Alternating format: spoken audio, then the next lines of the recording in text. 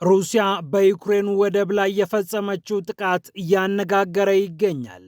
ጥቃቱ የተለመደ ቢሆንም ላለፉት ከአራት ለሚበልጡ ዓመታት ሩሲያ ዩክሬንን መታች የሚለው ዜና አዲስ ነገር ባይሆንም ሩሲያ የተጠቀመችበት መሳሪያና ቴክኖሎጂ ግን አነጋጋሪ መሆኑ አልቀረም። በአርቲፊሻል ኢንተለጀንስ የተዋቀረው ልዩ ድሮን የዩክሬንን ወሳኝ የጦር መሳሪያዎች እንዳወደመ ነው እየተነገረ የሚገኘው። የሩሲያ ሚዲያዎችም ብዙም ባልተለመደ መልኩ አርቲፊሻል ኢንተለጀንስን ሩሲያ ተጠቅማ ጥቃት ፈጽማለች ሲሉ ዘግበዋል።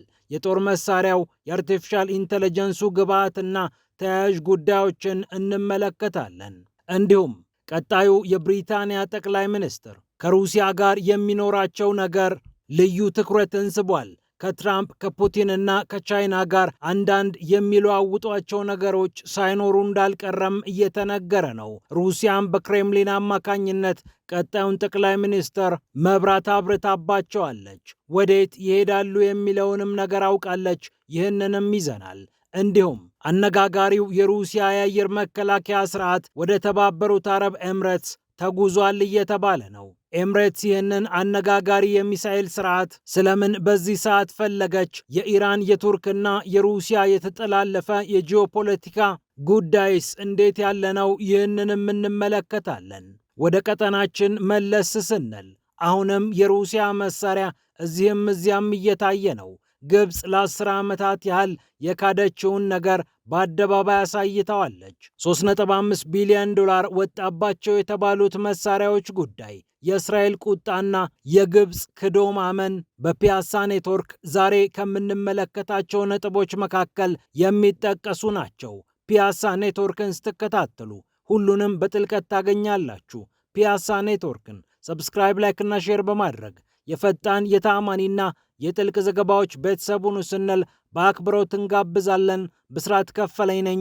አሁን ወደ ጉዳዮቻችን አለፍን።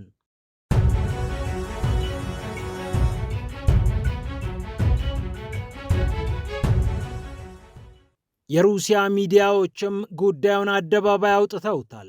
የሩሲያ ድሮን በአርቲፊሻል ኢንተለጀንስ እየተመራ ጥቃት ፈጽሟል። በዩክሬኑ ወደብ ላይ የተጣለው የሩሲያ ድሮን ይህንን ዘመን አመጣሽ ቴክኖሎጂ መጠቀሙን የዘገበው ራሻ ቱዴይ ወይም አርቲ ነው።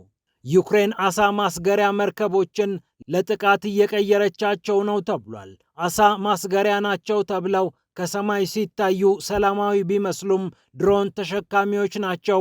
ሊያውም የሚሸከሙት ድሮን የባህር ላይ ድሮን ነው። የሩሲያን መርከቦች ለመምታት ያሰፈሰፉትን ድሮን ስትል ሩሲያ በመከላከያ ሚኒስቴሩ አማካኝነት አሳውቃለች።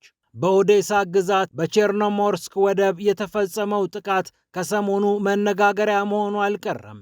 ይህ ጥቃት እንደ ሌሎቹ የሩሲያ መከላከያ ሚኒስቴር ሪፖርቶች ከላይ ተለባብሶ የሚያልፍ አይደለም። የዩክሬን ወታደራዊ መሰረተ ልማቶችን መታን፣ የድሮን ፋብሪካዎቿን አጋየን፣ የጦር መሳሪያ የምታከማችባቸውን፣ ድሮን የምትደብቅባቸውን፣ ለጦር ሰራዊቷ ነዳጅ የምታመላልስባቸውን እና የምታጠራቅምባቸውን ቦታዎች መታን ብሎ መናገር ብቻ በቂ ሆኖ አልተገኘም።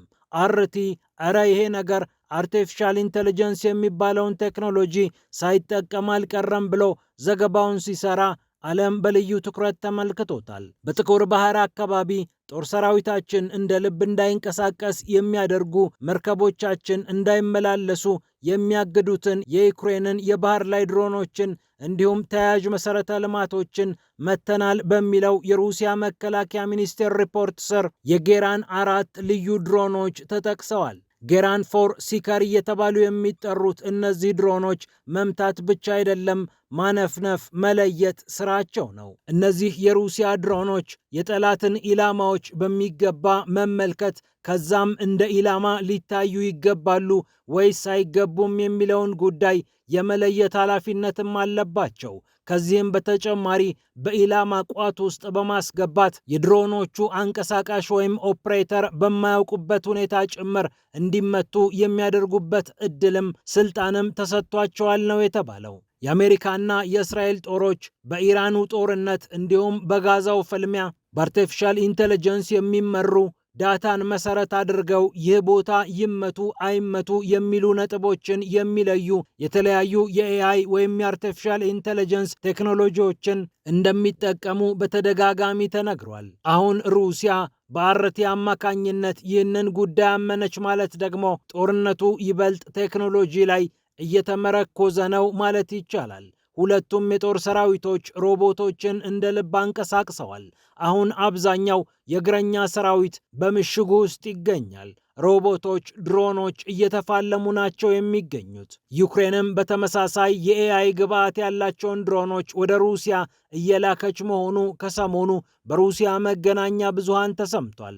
ዩክሬን ድሮኖችን የምታመርትባቸውን አካባቢዎች ለይቶ በመምታት ሩሲያ ከሰሞኑ መጠመዷም ይታወቃል።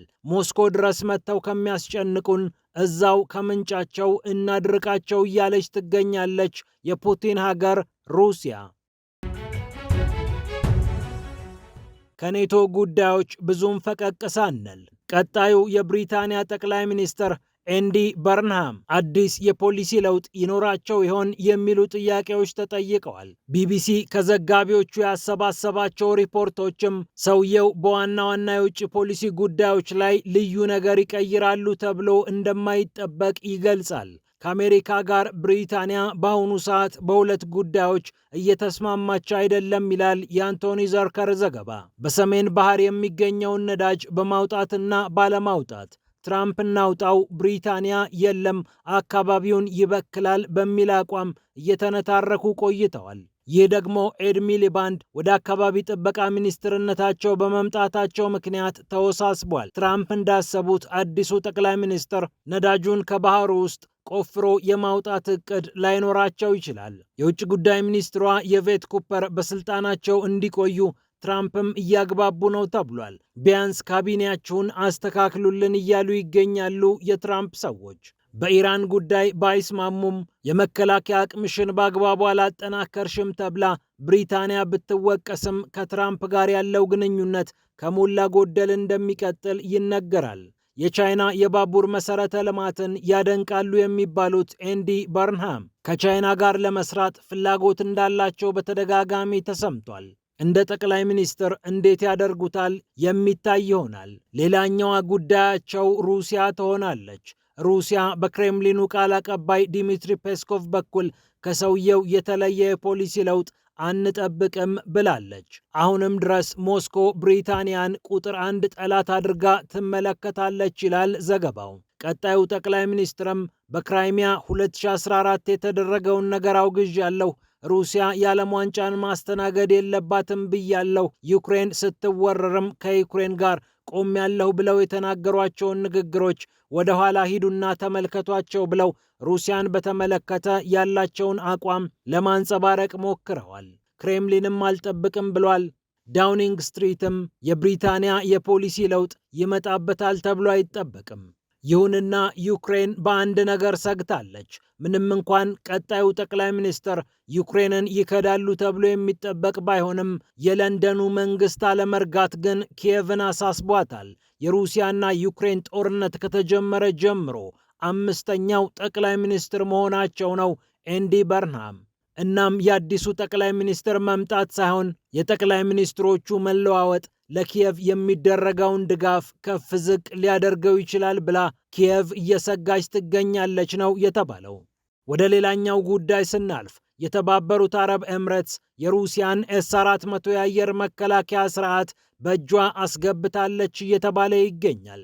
ሚሊተሪ ዋች መጋዚን እንደዘገበው ኤምሬትስ ይህንን ግዙፍ የሩሲያ የአየር መከላከያ ስርዓት መሸመቷ ተረጋግጧል።